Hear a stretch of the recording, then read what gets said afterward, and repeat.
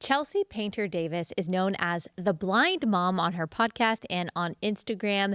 She has an incredible testimony of how she has trusted the Lord through many challenges. She became blinded by hormonal birth control when she was 19 years old. Fast forward a few years, when she was pregnant with her son, she was pressured for weeks and weeks by her doctor to have an abortion. She has such a unique look on life, not only because of her blindness and her pregnancy complications, but also because of the circumstances surrounding her conception.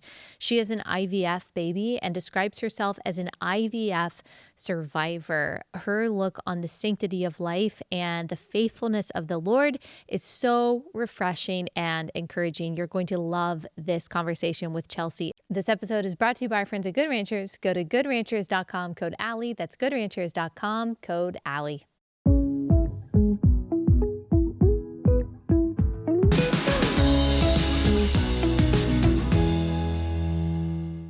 Chelsey, thanks so much for taking the time to join me. Oh, I'm so happy to be here today. Thank you, Allie. Yes, we were just talking, always have people send me your videos, and they're so fun. They're so entertaining, but they're also really encouraging. Your podcast is called Blind Mom Life. That's kind of like the moniker that you're known by on Instagram, The Blind Mom. So tell me a little bit about like why you started your page, why you started your podcast. Yes, I have.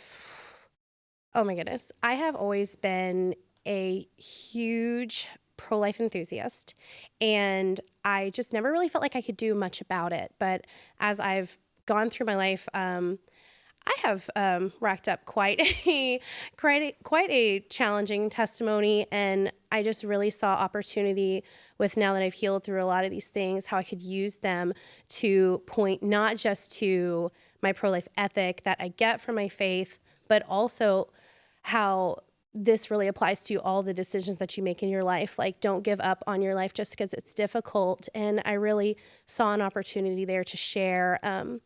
And it was kind of scary at first. I was like, I don't really know what I'm doing. But the more that we've started making videos and putting things out there, it's really good to see how people are hungry for just that encouragement. Like, just because you're pregnant and in crisis, like, your life is not over. Like, we can handle this. You can get through this. Just because you had a horrible accident, now you're disabled for the rest of your life. Like, you can do this. And people really need to hear that. And all of these things are a part of your story. Can you tell us how long you've been blind? I lost my vision when I was 19 years old. I'm 29 now, so I just hit my 10-year anniversary this past Christmas. It was really hard. I thought I'd adjusted really well to it, and I think I have, but there's only so much you can be okay with when you grew up one way, thought you were going to spend the rest of your life like that, and then you get hit with near total blindness. But it's every day, just not quitting. And tell us what happened. How did you become blind when you were 19? Yes. So I started taking birth control pills because that's what all the little good Protestant girls do, or so I thought. When you're about to get married, I sat down with my primary care physician, discussed what my options were. I had done some research myself because I was very exposed to pro-life issues, pro-life ethics.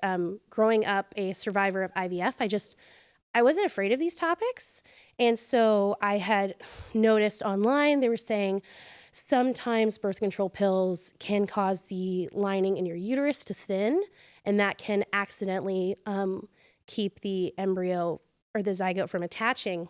And that really concerned me. So I wanted to have a real conversation with my primary care physician when I came in. I was like, I want to choose something that's like safe, something that's effective, and something that's ethical. And she was not interested in having that conversation with me. I felt really belittled just by something as simple as facial expressions when I was talking to her. It really felt like she just wanted me to take the prescription and leave. She didn't want to discuss what that medication would actually do to my reproductive system. Or the embryo, because what you're saying, and some people don't know this, we've talked about this on the show too, but birth control, any kind of hormonal birth control, might not actually prevent you from becoming pregnant. It might not prevent the fertilization of an egg. It can. It's supposed to prevent ovulation, but it doesn't always. So what can happen is that fertilized egg, because you're on birth control, because like you said, the lining of the uterus is being thinned, that embryo, that fertilized egg just can't attach to the wall. It's preventing not the fertilization, but the implantation in that case. And if we believe, as we do, that life starts at conception at that point of fertilization, then that means that hormonal birth control has the potential to be abortifacient, which is where the ethical concerns rightly come in. The Catholic Church has always been like super strong and clear on that. You mentioned like being Protestant. I'm Protestant too. There's like less guidance on that growing up. And so it just seems like you were trying to understand, okay, because you said you're about to get married at that point. You were just trying to understand, like, okay, I want birth control, but I also have these concerns, and the doctor wasn't super helpful. Exactly. And now as an adult, looking back on it, I think she didn't know. She was a nurse practitioner. I think she genuinely didn't understand. And that's where those weird facial expressions were coming from. But in my teenager mind, I felt like I was being judged. I felt like I was being pushed. I felt like she was looking at me like I was stupid. And so I just said, whatever, just give me the pills. Like at that point, I'm sitting in a doctor's office with puppy stickers on the wall and my mom and a nurse practitioner staring at me, talking to me about sex. I just wanted to be out of that room. I didn't want to do it anymore. I didn't want to have that conversation anymore. And so I just started taking the medication. And I did not really feel okay with that. But I was a virgin at the time. I wasn't having sex. I was like, okay, well, it's not that big of a deal. Like, it's not like I'm causing any problems with the baby right now. Like, it's not even possible for me to be pregnant right now. But next time I see that PCP, I'm going to push her. I'm going to switch. I've double checked my research. I know I'm right. And I'm just going to find something different. But before I could do that, I ended up in the hospital with a pulmonary embolism. I almost died. And later, recovering from that. How long had you been taking birth control at that point when you had 2 weeks. Pulmonary embolism? Really? Only Yes. 2 weeks. And that is also a potential side effect of hormonal birth control that a lot of people don't realize. Yes, it was something that it got run through very quickly, the possible side effects of the birth control. You know, they give you like the little paper, but you see like heart attack, pulmonary embolism, stroke, death. You don't take that seriously, especially when you're only 18, 19 years old. Yeah. So I was just like, okay, whatever. Like, that's not going to happen to me. Even though I just had a friend die from taking hormonal birth control, you still just don't think that's possible. How did that friend die? She also threw a clot. She died before the paramedics could get there. Wow. But for some reason, you still think like, oh, that's a fluke. That doesn't mean there's something wrong with birth control. That just means, oh, well, there was something wrong in her body. That would never happen to me. This is a horrible, horrible tragedy. It could never happen again. Mm-hmm. But I threw a clot too. I was amazingly lucky. That's why I say I'm lucky I didn't die like she did. Mm-hmm. I recovered from my pulmonary embolism. They realized that I had blood clotting disorders, and combined with the birth control pills, that's what threw the clot. But I started getting headaches after, and I went to see that same PCP and I said, hey, my head hurts really bad. I'm trying to take my college classes. I just had my wedding and Tylenol won't cut it. Like, I cannot get this headache to go away. And the same kind of attitude of like, I really kind of need you to leave this office. She just looked at me and she's like, okay, Chelsey, you need to understand that issue with the blood clots is over. You're not sick anymore. You're just really stressed out. You need to cut a few college classes and go get a massage. Like, you just need to calm down. And I was so embarrassed in that appointment. I just completely shut down on myself. And I believed her. I really genuinely thought I had just been over dramatizing it. Planning a wedding is very stressful. It's very hard to get married at 19 years old because everybody thinks that it's silly and they don't take you seriously, and it's just hard. And so I just completely thought everything she was saying to me was true. And now looking back, one of the biggest regrets in my life is that my husband knew something was wrong. And he begged me to go to the emergency room when these headaches wouldn't go away. I was standing up and I would vomit trying to go to class. I couldn't take any so noise. It's not just, this is uncomfortable. This was like migraine level. Severe. So severe. I couldn't get out of bed. I had to drop out of college. It was so bad. And I just told my husband, I said, I'm not going to go back to the hospital and have someone embarrass me again. She told me it's just stress. I just need to calm down. That's it. And I was so wrong.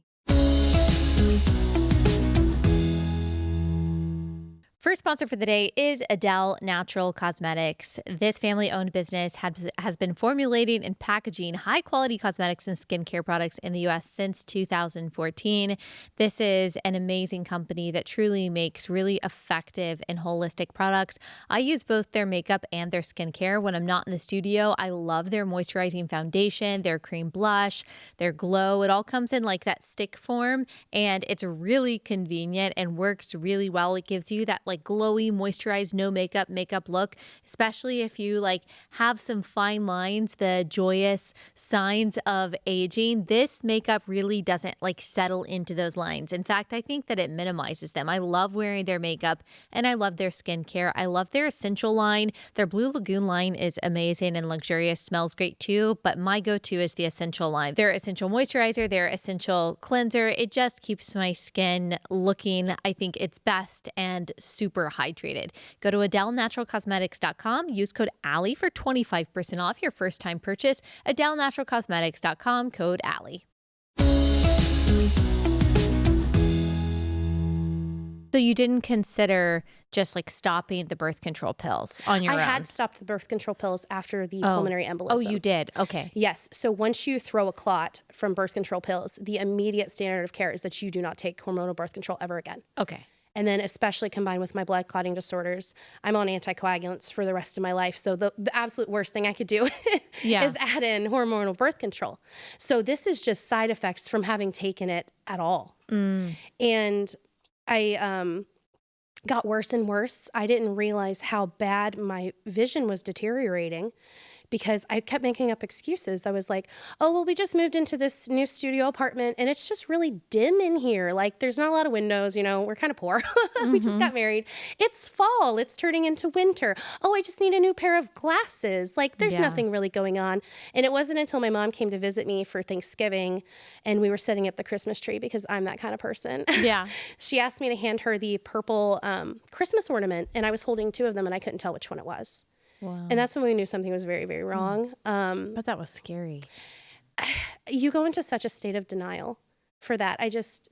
There's really two phases of denial for blindness. Number one is that there's anything wrong with your vision at all. You don't want to believe that. And then number two, it's that this is going to be permanent. So I fully went to the doctor thinking that they were going to fix me. They were going to give me some pill or something, and I was going to be fine. But I ended up having pseudotumor cerebri, which is a buildup of cerebral spinal fluid that squished my optic nerves to death. And because I was so delayed in coming to get a proper diagnosis, there was nothing they could do. The first round of treatment they tried, which is a diuretic, did nothing. And secondly, they put a drain in my spine to get rid of that extra fluid. And all that did was keep me alive. I am almost totally blind. I lost all this vision within a matter of a few months. And the whole time I was in the doctor, they were blaming me. They're saying well, this just happens to women in their 20s who are overweight. We don't know why, but it's just women like you get this. We have no idea, but that's just how it is. And maybe if you hadn't eaten so many cupcakes, this wouldn't happen to you. And once again, why would I not believe my doctor? My doctor is supposed to be on my side. My doctor is supposed to be telling me the truth. But as soon as I went home and they washed their hands of me medically, I started seeing all these lawsuits on the television, listening to it.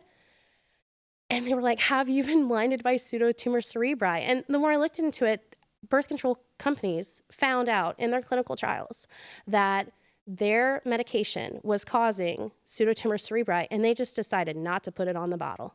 Are you able to say what the brand was? I'm not sure. If you're not, that's okay. You don't have to. I know that, I was taking a birth control pill again, it was not even to prevent pregnancy. It was all of my friends were told we had PCOS, or if our period was just a little bit delayed when we were 17, everyone was put on birth control. So many. Even if we weren't sexually active, which we were not.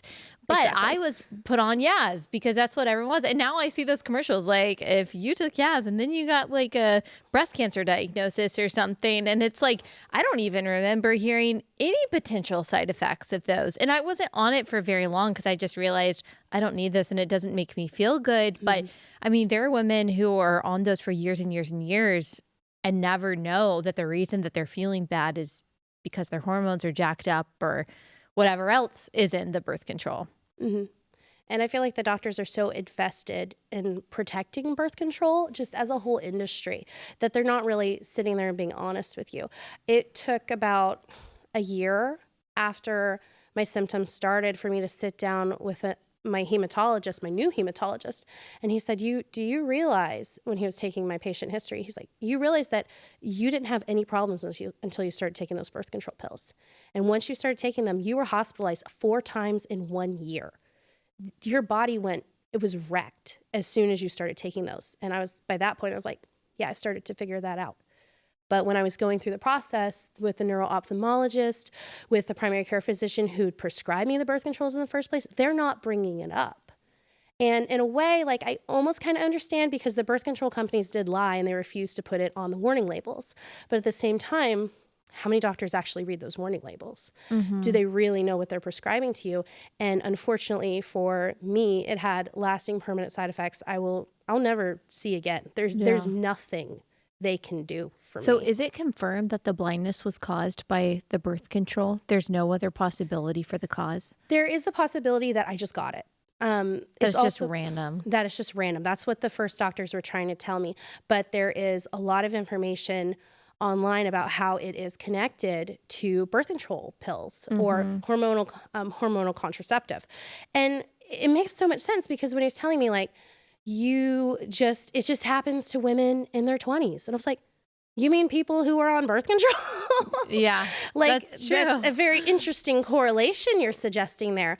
But I even watched, because it is in my mind, I'm still questioning. I'm like, maybe I just got it. Maybe this is really what happened, but I'm never going to know for sure because I can't go back and try my life a different way. Yeah. But I did watch a seminar for medical school by a neuro-ophthalmologist. He was teaching the students. And he literally went through with them like pseudotumor cerebri, some causes. I know it says in your textbook that hormonal birth control causes pseudotumor cerebri. You need to understand that a lot of times it just happens to women, even though that's not what your textbook says. Listen to what I say, except if there's a venous sinus thrombosis involved, then it's definitely the birth control pills. I did have a venous sinus thrombosis involved. Okay, tell us what that is. Okay, so that is a clot that you have that they noticed on the MRI for me. And there was so much going on in those the 3 times I was hospitalized. It was within a month of each other. I couldn't even keep track of everything that was going wrong in my body at the time. But when he was going through that in the medical school, I'm like, I'm recognizing these terms and I know they're on my chart. And he was confirming, he's like, if you see this, then it was the birth control medication that caused that pseudotumor cerebri.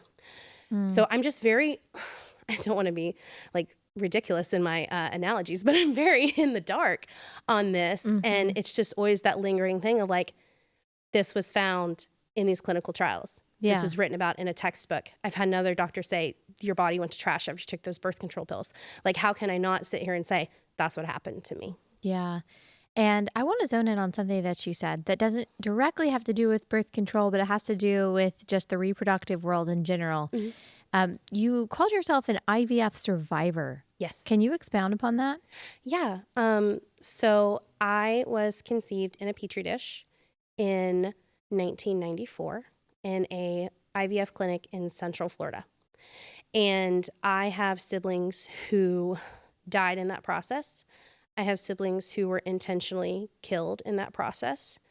And I refer to myself as a survivor because 80% of the embryos that are created in an IVF laboratory do not get to leave the IVF laboratory.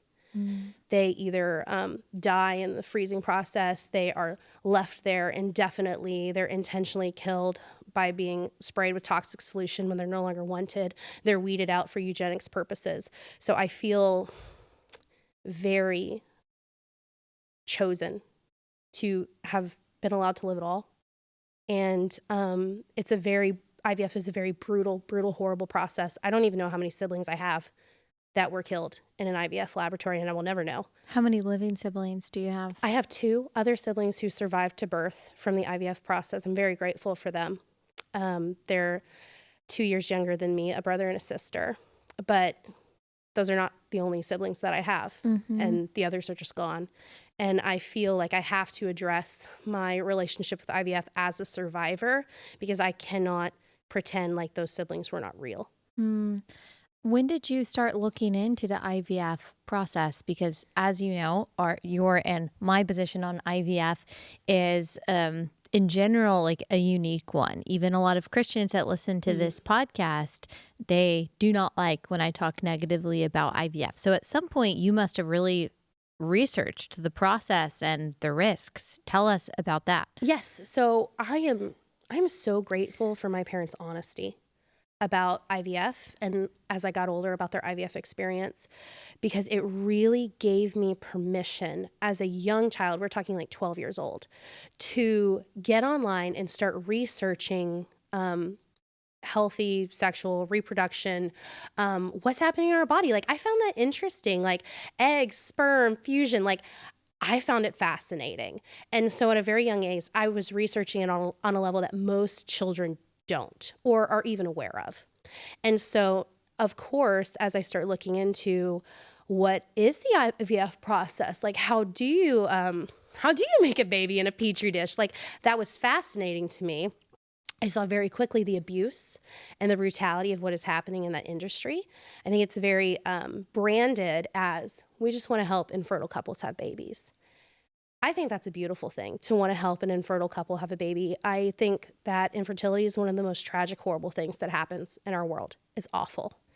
And that's why that PR is so beautiful. It sounds so nice. But as soon as you pull back the veil on the science of like, okay, well, what's actually happening? Because you can't just like roll some dice and shake your magic 8-ball around and then you have a baby in a petri dish.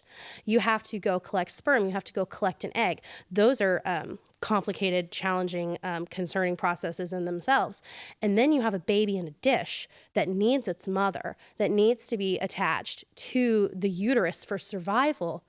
But for most babies, like I said, they don't do that with them. They try to decide, oh, is this baby good enough?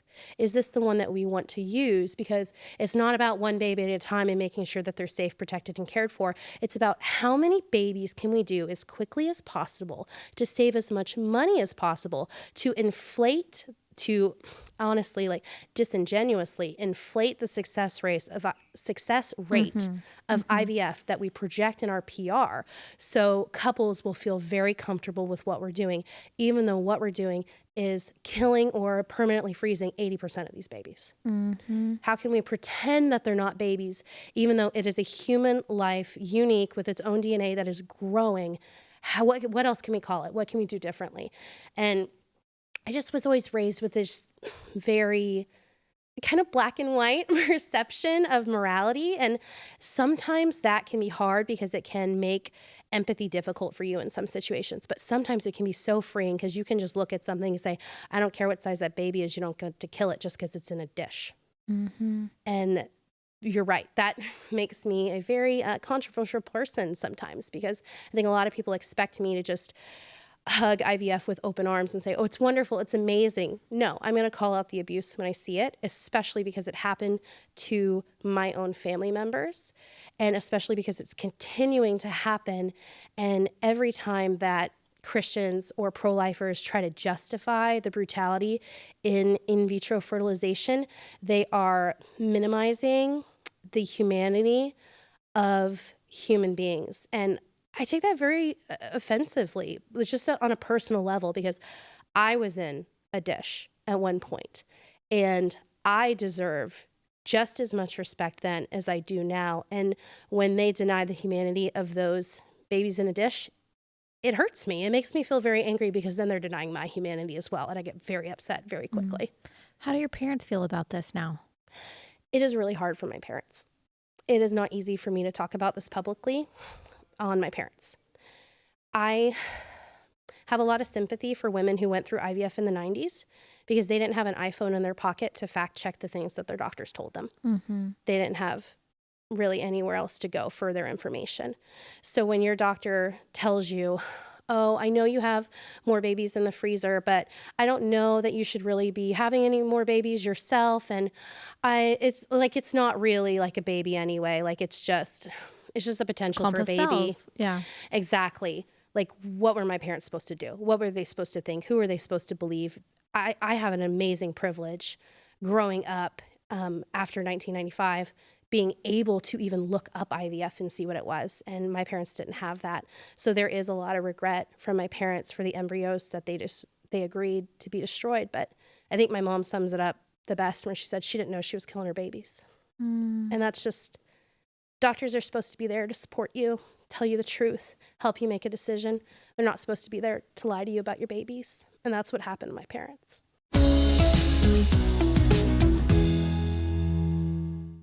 Second sponsor is Every Life. Every Life, you know them as America's pro-life diaper company, but they actually don't just make amazing diapers and wipes. That's what we rely on for diapers and wipes in our home, but they also have this awesome tear-free shampoo and baby wash. It is made in the U.S. with gentle ingredients like chamomile and oatmeal. It cleanses and moisturizes your baby's delicate skin. They also have a supremely soft face and body baby lotion, leaving your little one's skin clean, soft, ready for all of those sweet snuggles. I love Every Life, the people that own Every Life, and I also love all of their products that work really well. They have something called a Buy for a Cause bundle on their website. If you buy a bundle, they work with pro-life pregnancy centers to get a bundle of resources to pregnant moms in need who have chosen life. And so it's just a great way to support moms in need and also to get awesome products for yourself. Go to everylife.com, use code Allie10 for 10% off your first order. Everylife.com, code Allie10.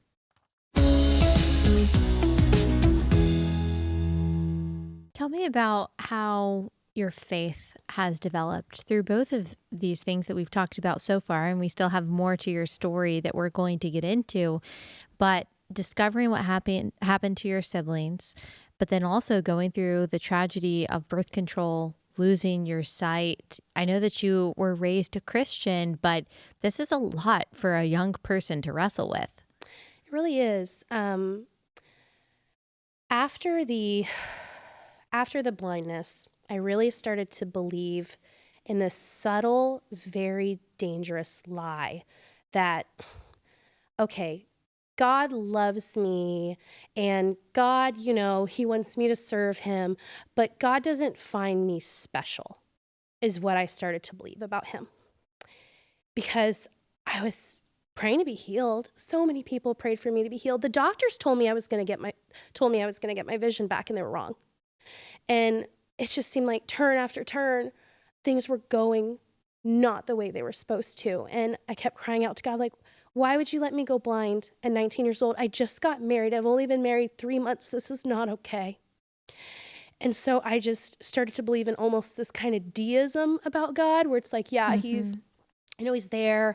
I know he's has an order to this world that he has planned, but I'm not special to him. He doesn't pay much notice to me.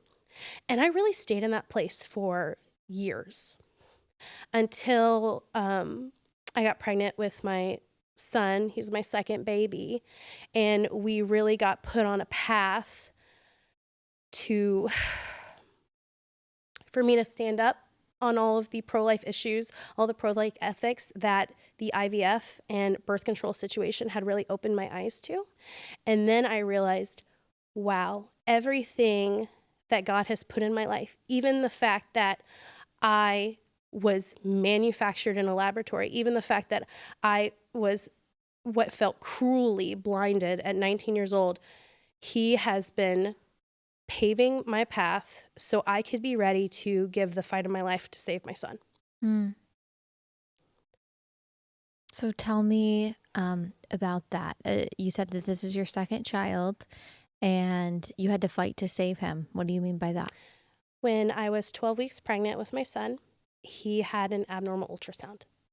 And I'm not talking like, oh, there was like a little glitch in the ultrasound machine or something that they thought might go away.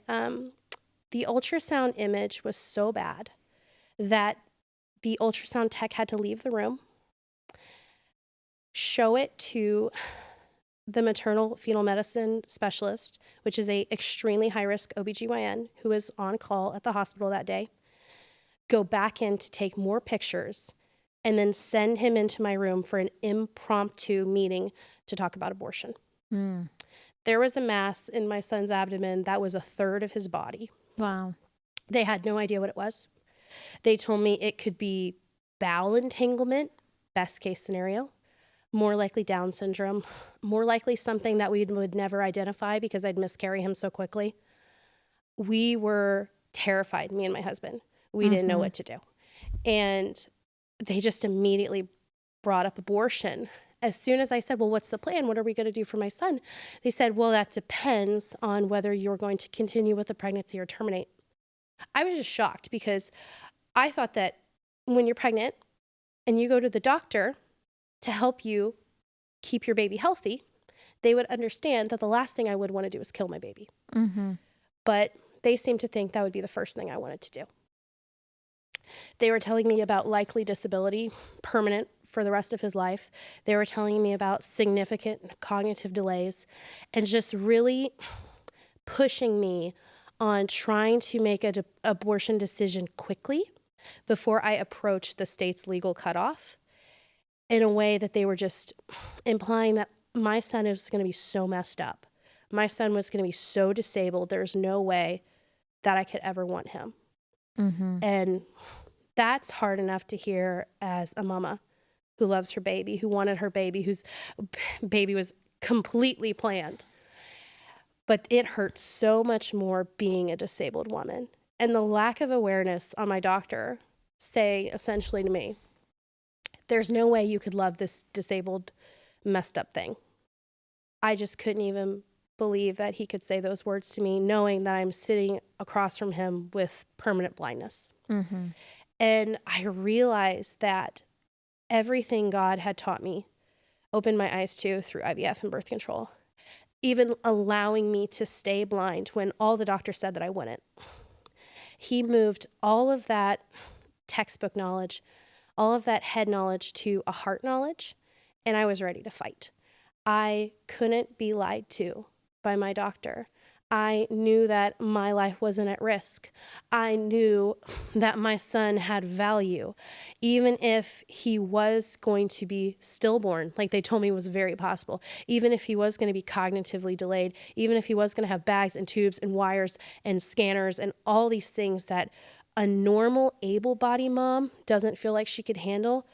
Now I had to handle with blindness. It didn't matter. He was my baby, and I was going to take care of him. And it was a long, long time until they had a diagnosis for me. And the shocking part is that as soon as I hit that state legal cutoff, they suddenly knew what it was. It was 20 weeks at the time. This was before the Dobbs decision. Yeah. It was actually, Dobbs was actually being brought to the courts at the same time I was going through this. So I had no relief from this subject. It was in the news. Everybody was talking about it. I was being harassed about having an abortion that I didn't want. My doctor even called me at home to talk to me about abortion. He just wouldn't let it go. But then as soon as the hospital couldn't make money off selling me an abortion anymore, they dropped it. They completely dropped the discussion. And they had a diagnosis for me that was non-serious liver calcifications, and they went away on their own, and my son is completely, perfectly healthy and fine. So when it was no longer legal for you to have an abortion anymore, they told you that the diagnosis was actually fine and something that could resolve itself. Yes. Wow. And it did. By his first birthday, his liver calcifications were completely gone. They didn't have to do surgery. He didn't even have to take a pill. They went away on their own. They completely dissolved, which in that first appointment, we asked the doctor, is there any way your ultrasound machine is wrong? He said, absolutely not. I said, is there any way this abnormality can go away on its own? And he said, absolutely not. And that's exactly what happened. And I was able to push back on him to shut out all that just evil, honestly, evil, for a doctor to come in a room and tell a disabled woman that she doesn't want her disabled baby and she needs to kill him. was because of everything God had put me through knowing I grew up IVF, through being blind from birth control pills, all of this preparation he had given me. I realized in that one moment that was all to save my son. And now I just look back on that time. It was such a dark place. I was so scared. I didn't know what was going to happen to my baby. I didn't know if I could take care of him. I didn't know what to do. And now I realize that pain was so much worse than my blindness. Even though my blindness is forever, if I had to go blind to know how to save my son's life, I can't think of a better reason. Mm-hmm. Wow. And think about how many moms would listen to their doctor because they felt like, well, this is the responsible thing to do. I don't want my child in the womb. They might justify it like this. I don't want my child in the womb to suffer. The doctor knows best. If I do it in the first trimester, it doesn't matter. They go through all of these justifications, and it kind of makes me wonder, because a lot of the stories that we hear post-obs are, I had to abort my child because of this diagnosis.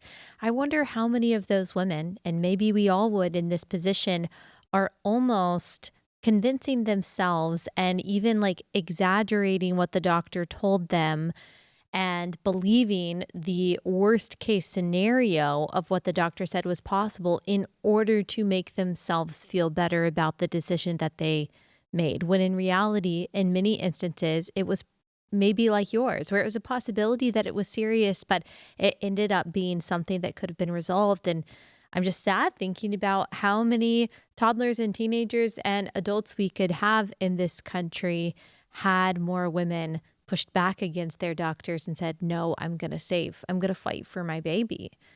Yeah. And even a lot of these women don't understand the science behind pregnancy. They don't understand the science behind fetal development. And so that's why I feel like God gave me such a gift by having the weirdest hobby in school at 12 years old, that I would go up, I would get off the bus and I would go upstairs, and instead of like playing video games or something with my brother and sister, I would get on pro-life websites and read all about the baby and everything that was going on. It's such a gift from God, because even I felt the pressure from the doctor when they were talking about my son. Even I was wondering, can I do this? Even I was asking this silly question, like, is this going to put my health in danger if he's handicapped? And I really had to just sit in my room by myself and calm down and say, what do I know? What have I learned? And as soon as I started doing that, I realized that everything they told me, everything they were telling me was a lie. Everything was manipulation. Everything was pressure. And I realized that because I was on Medicaid at the time with that pregnancy, they probably would make more money if I chose abortion than if I went through a very difficult, labor-intensive, expensive birth for the hospital. And it just really showed me exactly what was going on, and it gave me the strength to make my decision. And I found some support from my local pregnancy resource center of how I needed to navigate those complaints with the doctor. Because I had already told the hospital, hey, I told him no abortion and he won't stop talking to me about it. Didn't matter. He came in and did it again. Wow. And I just didn't know how to break through with them. So getting the support from the local PRC of okay, Chelsey, you need to say it like this, because this is a pro-abortion space that you're going into, and you can't just come in and say, I'm pro-life, and cry, and then take you seriously. You need to know how to navigate. Don't say, I'm filing a complaint. Say, I'm asking for a second opinion. Little tricks like that to get the medical staff to take you more seriously, so you're not just labeled the hysterical woman in exam room 12. Yeah, wow. It was so helpful, and it's exactly what I needed. I knew what I had to do, but I needed my community and other pro-life resources to just give me the strength to do it. Mm-hmm. And now you have how many children? I have 2 who run around. I am also 29 weeks pregnant. Oh, congratulations. So I've got a busy, messy, very crazy house right now. But it's just, I just sometimes really on my son's first birthday, we were singing him happy birthday, and I just sobbed.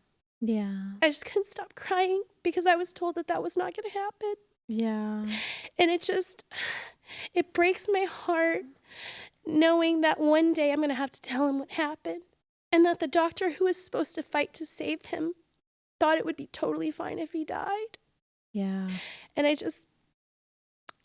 I know that that will probably push my son in a good direction for how he views the world, for how he has compassion on other people, on especially people with disabilities.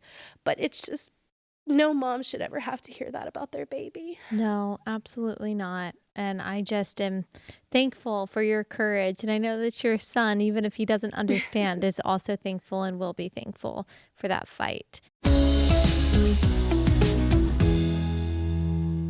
Last sponsor is Jace Medical. If you are in an emergency situation, you don't want to be without the medication that you need, whether that's an antibiotic for a life-threatening infection or whether you need an emergency round of ivermectin, you might need an EpiPen or Tamiflu.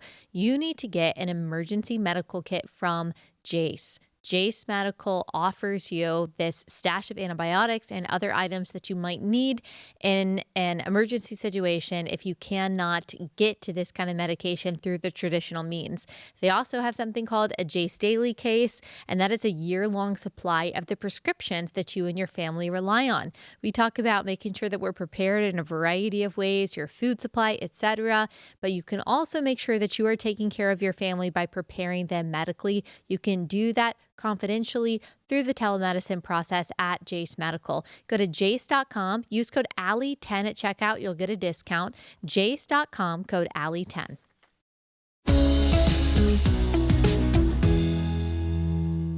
Can you tell us a little bit more about what it's like being a blind mom?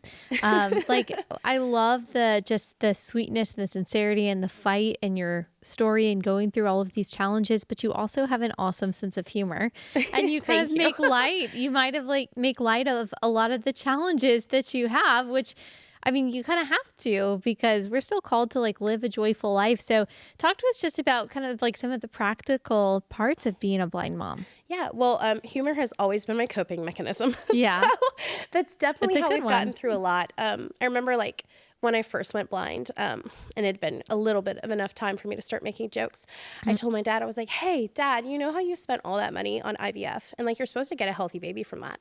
Maybe you could get a refund now since I went blind. My dad did not think it was funny. Yeah, he probably didn't. I thought it was hilarious. And that is definitely how I get through a lot of these days because I deal with all of the same challenges that every mom deals with. I just have to do it with a blindfold on. Mm-hmm. So, for example, one of my most popular reel on Instagram is me slipping in a puddle of pee from my son. And oh, yes. I think that's the first one that I saw from you, too. Okay, tell us that story. Tell us what happened about you slipping in pee. So, of course, when you're setting up a camera for Instagram, I'm a real mom with a real life. I'm not running around filming myself all of the time. So me and my husband were thinking, what is genuine to what happens in my actual life? And during, while I was pregnant with my son, that is when my daughter at 20 months old decided she was going to potty train. And her way of potty training was just stripping off all of her clothes and pooping wherever she wanted in the house. Oh no. And because my husband worked all the time, I wouldn't know she'd pooped until I stepped in it. And then I'd have to be on my hands and knees at 36 weeks pregnant, cleaning up poop, hoping I got it all. So I have to FaceTime my mom and say, do you see any more poop in this living room? And she's like, well, hold the camera steady. I'm I'm on my hands and knees at 36 weeks pregnant. I don't know what you want from me right now. I'm just trying to clean up all of this poop before my company comes over. And so we're how can we turn that into a reel? And so we staged the reel and set it up just what would normally happen. My son rips off his diaper, he pees on the floor, he runs away. I find it an hour later. But the trouble with the video is when we went to pretend to fall down in the pee, I actually fell down in the pee. Oh my goodness. I stepped on the diaper, I slipped, I hit the ground so hard. I literally just called my husband. I'm I hope you got that take because I don't want to do it again. Yeah. That was a real fall. Oh my goodness. But luckily my booty absorbed the whole thing. The whole fall. Yes. How do you how do you cook and all of that? Yeah. So believe it or not, some things as a blind person are a lot easier than you think they are. Mm-hmm. Some things are way harder. Yeah. Cooking is one of the easiest things that I do. Doing dishes, unfortunately, is one of the easiest things that I do. So I can't get out of it. Yeah. Transportation is the hardest thing that I have to figure out because Yeah. I can't drive. I have 2 kids with car seats. I'm about to have a 3rd kid in a car seat. I have to phone a friend because there's only so much you can take on the bus. There's Yeah. only so much you feel safe taking on the bus as a blind mom with now about to be 3 kids you're taking care of. So when my kid is homesick and they need to go to the doctor, that's really hard for me to figure out because I have to call someone to babysit the healthy kid. Then I have to call someone else who can fit me and the sick kid and the car seat in their car to take us all the way across town to go to the doctor. Like, it's a lot. There's so much that surprises you about being a disabled parent. You're like, this is really hard. But there's also a lot of community if you reach out and you just ask for help. Like, my church has stepped up so much to be there for me. I have a friend who takes me and my son to mom's group in the mornings while my daughter is at school. Just these amazing blessings that show up also with the disability. Because I think that so many times people look at an issue like if they're pregnant and in crisis, or if they're disabled, or if they're having financial burdens, they're just like, oh, I have to do this by myself, and I can never get that done. But like what God says in 2 Corinthians 12, verse 9, he says, my power is made perfect in weakness. Yeah. Like, the point of our lives is not to be Superman. The point of our lives is to be weak and to be fulfilled by him and the blessings and the mercies that he gives us. So there's so many times where I'm like, oh, I'm never going to be able to handle this. Like, what am I doing? Like, who am I right now? Like, I'm a full-time stay-at-home mom, and yet somehow I've become a pro-life speaker and influencer. I'm like flying across the country, telling my stories. That should not be possible with a 4-year-old, a 2-year-old, and a 29-week-old in my belly, slowing me down and making me nauseous. But Yeah. God has just shown up in so many ways. And that's what I really try to communicate to people on my platform. I'll get like devastating messages from people saying, well, I'm disabled, and if I ever got pregnant, I would have to have an abortion because I could just never do it. And that's so not true. That's not true. And it's heartbreaking because not only is that very possible, like, there's no reason a disabled woman can't get pregnant. We have lives too. We have husbands. We have dreams for ourselves. What's devastating beyond the fact that she would consent to an abortion is that she doesn't believe in herself. She thinks that she is that inferior, that she cannot endure, she cannot thrive throughout these weaknesses, and like I said, accept the blessings of God and really make it through. And so I really try to push out to people, like, life is hard no matter who you are. You don't have to be blind for your life to be hard, but you can be sustained. You can keep going. Our lives are not about ourselves anyway. They're not about how happy we were on Tuesday, about how easy it was to get the dishes done. Our lives are for other people. Our lives are for God. And we just have to not quit. We have to keep going because there are amazing blessings that show up unexpectedly. Like, my son, I love my daughter and I love my little girl who's coming, but my son's life there's just something about it because of what happened and this blessing that we have now, because me and my husband, we chose, like, no, we don't kill babies. That's just the mantra. We don't kill babies. And we trusted God. I said, I don't know how I'm going to take care of tubes, wires, bags on this little boy, but I'm going to do it because God gave me this baby. I'm going to fight for him. Yeah. Wow. I love seeing God's just hand of redemption in your story and what Satan meant for evil and could have used for evil.